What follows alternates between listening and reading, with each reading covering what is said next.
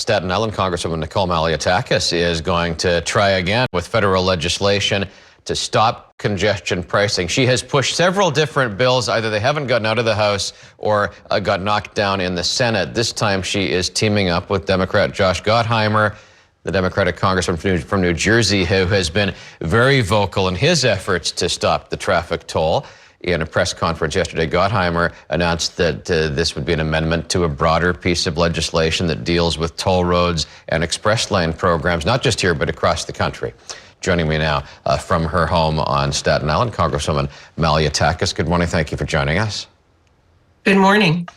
You are also participating in one of the lawsuits against the congestion plan.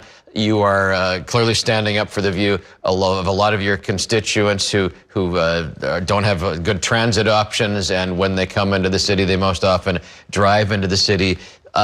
Is there some concern that this is mostly a state and local jurisdiction and that a federal solution doesn't quite fit?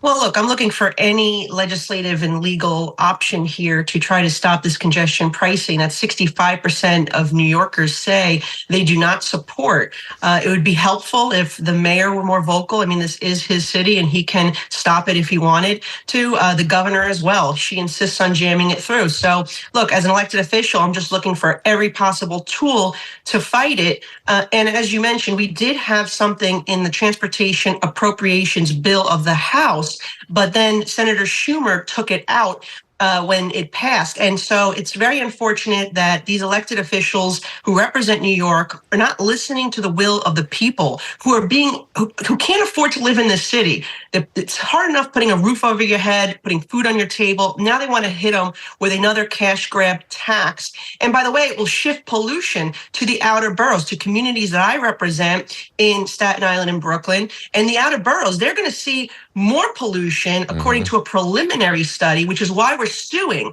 saying that they violated federal law, that they need to do an environmental impact statement in compliance with the NEPA law. And I think that lawsuit has a lot of merit. What does it mean to have a Democrat on board?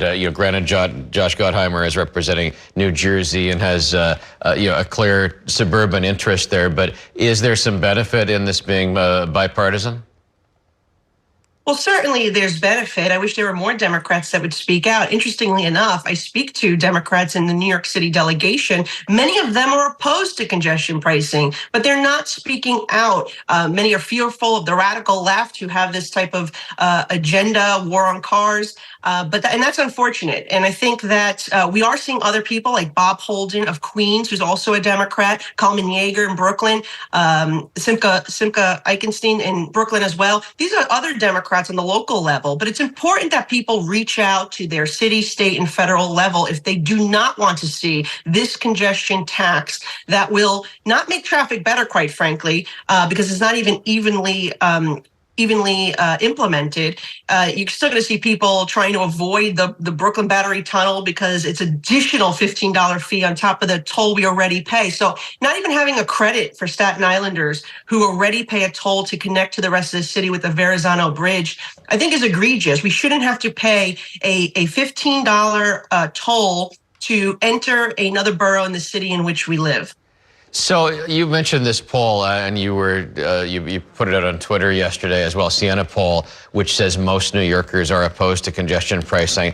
There was another aspect to that poll I want to point out here, which suggests that about a third of the people who responded either will not travel to Manhattan or say they will switch to public transit, which is kind of the whole point of the congestion pricing plan, to get people to switch to other modes. Isn't there a benefit that we get from having lighter traffic? Well, sure, if it was working properly, but the thing, as I mentioned, would be that it's shifting the traffic to the outer boroughs. Sam Schwartz had a plan which was much better than this. Remember Gridlock Sam? He had a plan that would evenly distribute by lowering the toll and adding it to all the entryways. That way it would shift the traffic proportionally around the city. What this does is basically push everyone to the outer boroughs or to the next, the closest they can get without paying the toll, and then they'll jump on mass transit, which would bottleneck those areas. The other thing is public safety. People are concerned about public safety on the transit system, and I urge the governor, if she wants more people to ride the system, make it safer, make it people feel safer, add more cops, start actually prosecuting people that are committing crimes in our subway system and around it. If you are a nurse, if you are a waiter, you're working till 2 a.m. or you're, let's say, coming in for an early shift at 5 a.m., are you going to feel comfortable going on mass transit at that time? Some people feel that they only have that type of option to drive in, especially if they're coming from community like Staten Island, where we do have lack transportation options. Congresswoman Malliotakis, I want to get to one other topic. We only have about a minute left here. You attended that rally at Columbia yesterday with House Speaker Mike Johnson.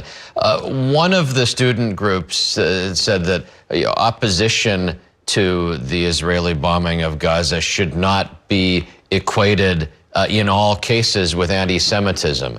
Is there a valid distinction to be made here? Is it possible to speak out against that without being anti-Semitic? That's correct. I agree with that statement. The problem is that Jewish students on this campus are being bullied. They are being physically attacked. They are being spat on.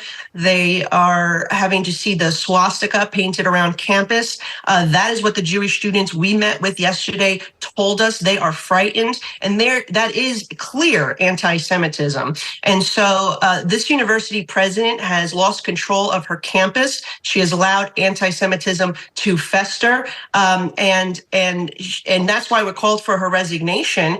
She has said there needs to be a reset on campus, and I believe that begins with the leadership. No student should be afraid to walk their college campus, regardless of what their faith is. They should not be targeted in that manner. And that is, unfortunately, what is happening to these Jewish students on the campus. And so, look, college is supposed to be a place where you can share your ideas, exchange thoughts in a respectable manner. That's not occurring at Columbia and so many institutions across America. And we need to crack down on it. And Congress needs to look at stripping federal funding from institutions that have allowed anti-Semitism to occur, and that's what we're going to be doing. We are going to be at Columbia throughout the day with updated reports. Congress